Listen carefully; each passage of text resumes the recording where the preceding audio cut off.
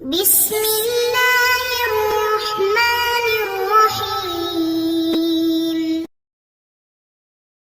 السلام علیکم ورحمۃ اللہ وبرکاتہ۔ امید ہے کہ آپ سب ایمان، صحت، عافیت اور برکت کے ساتھ ہوں گے۔ آج ہم سبق نمبر 52 کو پڑھیں گے، جس کا عنوان ہے محسنات معانویہ۔ تو گزشتہ سبق میں ہم نے محسنات معانویہ کی 11 اقسام کو پڑھا۔ آج ہم انشاءاللہ بقیہ اقسام کو پڑھیں گے۔ الافتینان، تو افتینان محسنات معانویہ کی 12ویں قسم ہے۔ افتینان کے لغوی معنی ہے اچھے اسلوب سے بیان کرنا۔ بلاغت کی اصطلاح میں افتینان نام ہے کلام میں دو مختلف فنون کا جمع کرنا، مثلا غزل یعنی عشق اور محبت کے کلام، اور حماسہ یعنی دلیری اور بہادری کے متعلق باتیں، ان دونوں فنون کا جمع کرنا۔ اسی طرح مدح اور ہجو یعنی کسی کی تعریف اور کسی کی مذمت وغیرہ کو جمع کرنا، اور اسی طریقے سے تعزیت اور تہنیت یعنی تسلی اور مبارکباد جیسے دو فنونوں کو جمع کرنا وغیرہ۔ افتینان کی مثال میں مصنفین نے عبداللہ بن حمام سلولی کا وہ قول پیش کیا ہے جو اس نے یزید بن معاویہ سے اس وقت کہا تھا جبکہ یزید کے والد حضرت امیر معاویہ کا انتقال ہو گیا تھا اور یزید کو سلطنت اسلامیہ کی خلافت ملی تھی۔ تو عبداللہ بن حمام نے اپنے قول میں تعزیت اور تہنیت دونوں قسم کے کلام کو بہت ہی بہترین اسلوب میں جمع کیا ہے، جیسے کہ آجرک اللہ علی الرازیتی، اب اس جملے میں تعزیت کا معنی ہے، اور بارک لک فی العطیشیتی، تو اس میں تہنیت کا معنی ہے۔ اسی طریقے سے فقد رزقت عظیما، اس جملے میں تعزیت کا معنی ہے، اور اعطیت جسیما فاشکر اللہ علی ما اعطیت، اس جملے میں تہنیت کا پہلو ہے، اور وَاصْبِرْ عَلَى مَا رُزِقْتَ فَقَدْ فَقَدْتَ الْخَلِيفَةَ، اس میں اظہار تعزیت کا معنی ہے، اور اعطیت الخلافۃ، اس میں اظہار تہنیت کا معنی پایا جاتا ہے۔ اسی طریقے سے فارقت خلیلا تعزیت پر مشتمل ہے، جبکہ وَوُحِبْتَ خلیلا وَوُحِبْتَ جلیلا، اس میں تہنیت کا پیغام ہے۔ اسی طرح اس کو ایک شعر سے سمجھیے، اصبر یزید فقد فارقت ذا ثقۃ واشکر ہباء الذی بالملک اصفاک لا رزء اصبح فی الاقوام نعلمہ کما رزیت ولا عقبہ کعقباک، تو اس شعر کے بھی پہلے مصرے میں تعزیت ہے اور دوسرے میں تہنیت ہے، اور دوسرے شعر کے بھی مصرے اول میں تعزیت اور لا عقبہ کعقباک میں تہنیت ہے۔ تو خلاصہ یہ ہے کہ سابقہ مثال اور اس شعر دونوں میں افتینان بہت ہی عمدہ انداز میں بیان کیا گیا ہے۔ آگے فرمایا الجمع، تو محسنات معانویہ کی 13ویں قسم جمع ہے۔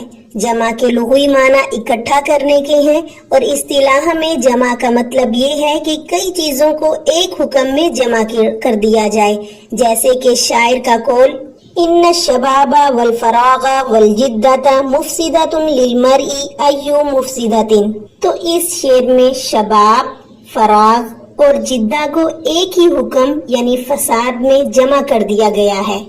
آگے فرمایا التفریق، یعنی کہ محسنات معانویہ کی 14ویں قسم تفریق ہے۔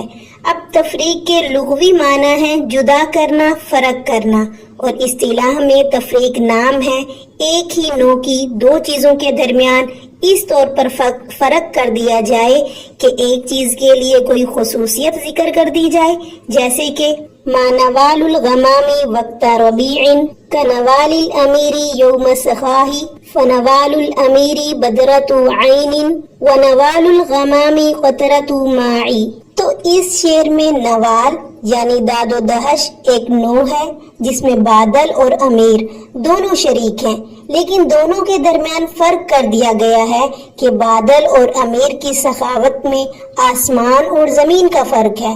بادل امیر کا مقابلہ کر لے یہ ناممکن ہے، کیونکہ امیر کی سخاوت تو اشرفیوں کی تھیلیاں لٹا کر ہوتی ہے، جبکہ بادل کی سخاوت پانی کے چند قطرات سے زمین کو تر کر دینے سے ہوتی ہے۔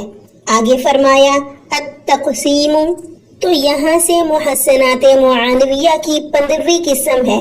تقسیم کے لغوی معنی ہے تقسیم کرنا۔ اصطلاح میں تقسیم کی کئی شکلیں ہیں جن کو حضرات مصنفین نے ترتیب کے ساتھ بیان کیا ہے۔ پہلی صورت یہ ہے کہ کسی چیز کے تمام اقسام کو مکمل طور پر بیان کر دیا جائے، جیسے کہ زبیر بن ابی سلمہ کا یہ شعر وَعَلَمُ عَلِمَ الْيَوْمِ وَالْأَمْسِ قَبْلَهُ وَلَكِنِّي عَنْ عِلْمِ مَا فِي غَدٍ أَمَنْ، تو اس شعر میں محل استشہاد علم اليوم والامس وعلم ما فی غد ہے۔ شاعر نے اس شعر میں زمانے کی تینوں قسموں یعنی ماضی، حال اور مستقبل کا احاطہ کر لیا ہے۔ وَإِمَّا ذِكْرُ مُتَعَدَّدٍ، تو تقسیم کی دوسری صورت یہ ہے کہ پہلے چند چیزیں ذکر کریں، پھر ایک کے مناسب امر کا ذکر کریں، اور جو امر جس کے لیے مناسب ہو اس کو اسی کے لیے متعین بھی کر دیں، جیسے کہ شاعر کا یہ شعر وَلَا يُقِيمُ عَلَى زَيْمٍ يُرَادُ بِهِ إِلَّا الْأَزَلَّانِ غَيْرُ الْحَجِّ وَالْوَتَدُ هَذَا عَلَى الْخَسَفِ مَرْبُوطٌ بِرُمَّتِهِ وَذَا يُشَجُّ فَلَا يَرْثِي لَهُ أَحَدُ۔ تو مذکورہ دونوں شعروں میں شاعر نے پہلے آئرو اور وتدو دو چیزیں ذکر کی، پھر آئرو کے مناسب غبت علی الخسفی اور وتدو کے مناسب شجو کو بیان کیا ہے۔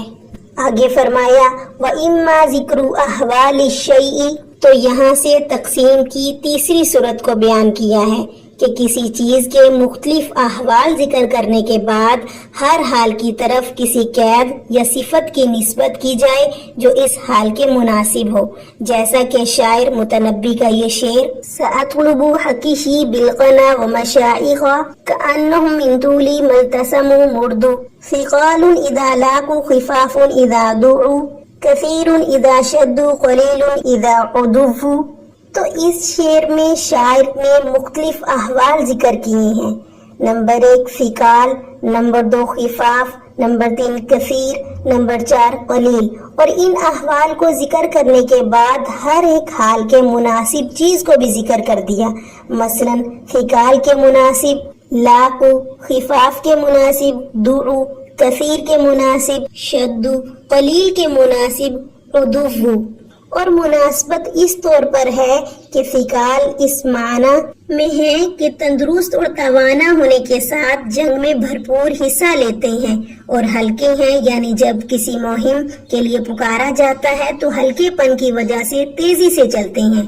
کثیر ہے یعنی حملہ آور ہونے کی حالت میں ایک کئی لوگوں کے لیے کافی ہو جاتا ہے۔ کم ہے یعنی بظاہر ان کی تعداد کم ہے، اگرچہ مقابلے میں کئی ہزار کے برابر کام کرتے ہیں۔ آگے فرمایا الطیش والنشر، تو محسنات معانویہ کی ایک قسم طی اور نشر ہے۔ طیشن کے لغوی معنی لپیٹنا اور نشر کے لغوی معنی پھیلانے کے ہیں۔ اس قسم کا معروف نام لف و نشر ہے۔ بلاغت کی اصطلاح میں طی اور نشر پہلے کئی چیزوں کو مفصلاً یا مجمل بیان کر دیا جائے، پھر ان کی مناسبات کو بیان کر دیا جائے، مگر یہ تعیین نہ کی جائے کہ کون سی چیز کس کے مناسب ہے، بلکہ اسے سامع کے فہم پر چھوڑ دیا جائے تاکہ وہ خود ہی متعین کر لے۔ تفصیل کی مثال جو ہے وہ یہ ہے جعل لکم اللیل والنہار لتسکنوا فیہ ولتبتغوا من فضلہ۔ تو آیت کریمہ میں پہلے لیل اور نہار کو مفصلاً یعنی الگ الگ بیان کیا گیا ہے، پھر لیل کے مناسب لتسکنوا کو اور نہار کے مناسب لتبتغوا من فضلہ کو ذکر کیا گیا، مگر اسے متعین نہیں کیا گیا۔ سامع سنتے ہی خود متعین کر لے گا کہ سکون کا تعلق لیل سے ہے اور ابتغاء فضل کا تعلق نہار سے ہے یعنی دن سے ہے، کیونکہ آرام رات میں اور کسب معاش کا عمل اکثر اور بیشتر دن میں ہوتا ہے۔ آگے فرمایا ارسال المثلی، محسنات معانویہ کی 17ویں قسم ارسال المثلی اور کلام جامع ہے۔ اس کا مطلب یہ ہے کہ ایسا کلام پیش کیا جائے جو بیشتر مقامات میں کہاوت اور ضرب المثل بن سکے۔ البتہ ارسال مثل اور کلام جامع کے درمیان تھوڑا سا فرق ہے، وہ یہ ہے کہ ارسال المثلی شعر کا ایک مصرع ہوا کرتا ہے، جبکہ کلام جامع پورا شعر ہوتا ہے۔ ارسال المثل کی مثال کو سمجھیے، لیست تکہول فی العینین کالکہل، تو یہ جملہ شعر کا صرف ایک مصرع ہے اور اثر اور نقل کے درمیان فرق کو واضح کرنے کے وقت بولا جاتا ہے۔ مصرع مذکور کا مطلب یہ ہے کہ کوئی اپنی آنکھ میں کیسا ہی سرما کیوں نہ لگا لے، سرمنگی آنکھوں کا مقابلہ نہیں کر سکتا کیونکہ وہ اصل ہے۔ اس کا منظر ہی کچھ ایسا دیدہ زیب ہوتا ہے جو بناوٹی سرمے سے حاصل نہیں ہو سکتا، یعنی اصل کے مرتبے کو نقل نہیں پہنچ سکتا۔ اسی طرح کلام جامع کی مثال کو سمجھیے، اذا جاء موسیٰ وَأَلْقَى الْعَصَا فَقَدْ بَطَلَ السِّحْرُ وَالسَّاحِرُ، یہ ایک مکمل شعر ہے جو مثال کے طور پر ایسی جگہ بولا جاتا ہے جہاں حق کے سامنے باطل مغلوب ہو جائے۔ اس شعر میں اس واقعے کی طرف اشارہ ہے کہ جب فرعون نے پورے ملک کے جادوگروں کو حضرت موسیٰ علیہ السلام کے مقابلے میں جمع کیا تھا اور عصا موسوی نے ان جادوگروں کے تمام کرشموں کو تہوالہ کر دیا تھا، جس کے نتیجے میں تمام جادوگر سجدے میں گر پڑے تھے اور حق غالب اور باطل مغلوب ہو گیا تھا۔ آگے فرمایا المبالغۃ، محسنات معانویہ کی 18ویں قسم مبالغہ ہے۔ مبالغے کا مطلب یہ ہے کہ کسی وصف کے بارے میں یہ دعویٰ کیا جائے کہ وہ وصف شدت اور ذوف یعنی زیادتی اور کمی یا سختی اور نرمی میں اس حد تک پہنچ گیا ہے جو عقل سے بعید یا محال ہے۔ مبالغہ کی مصنفین نے 3 قسمیں بیان کی ہیں، نمبر 1 تبلیغ، نمبر 2 اغراق، نمبر 3 غلو۔ تو سب سے پہلے تبلیغ کو سمجھیے، اس کا مطلب یہ ہے کہ مبالغے کا دعویٰ عقلاً اور عادتاً دونوں اعتبار سے ممکن ہو، جیسے کہ شاعر کا یہ شعر اذا ما سابقتها الريح فرت والقت في يد الريح التراب، تو اس شعر میں یہ دعویٰ کیا گیا ہے کہ گھوڑا تیز رفتاری میں ہوا سے بھی بڑھا ہوتا ہے، اور یہ دعویٰ عقلاً اور عادتاً دونوں اعتبار سے ممکن ہے۔ اگرچہ یہ وصف شاذ و نادر ہی ہوتا ہے مگر ہوتا ضرور ہے۔ مبالغہ کی دوسری قسم اغراق، تو اس کا مطلب یہ ہے کہ مبالغے کا دعویٰ عقلاً تو ممکن ہو مگر عادتاً محال ہو، جیسے کہ شاعر کا یہ شعر وَنُكْرِمُ جَارَنَا مَا دَامَ فِينَا وَنُتْبِعُهُ الْكَرَامَةَ حَيْثُ مَالَ، تو اس شعر میں یہ دعویٰ کیا گیا ہے کہ پڑوسی کی موجودگی میں تو ہم عزت کرتے ہیں اور عدم موجودگی میں بھی ہمارا کرم کا معاملہ برقرار رہتا ہے۔ وہ پڑوسی جہاں کہیں بھی رہتا ہے، ہمارے کرم کے معاملے میں کوئی فرق نہیں آتا۔ یہ بات اگرچہ عقلاً ممکن ہے مگر عادتاً ممکن نہیں ہے، اس لیے کہ لوگوں میں خود غرضیاں بہت آ گئی ہیں۔ اب تو موجودگی ہی میں عزت کر دینا بہت بڑی بات ہے، بجائے اس کے کہ غیر موجودگی میں بھی کوئی کرم کے معاملے کو برقرار رکھے، اور وہ بھی اس صورت میں کہ کسی بھی جگہ ہو۔ اور مبالغہ کی تیسری قسم غلو ہے۔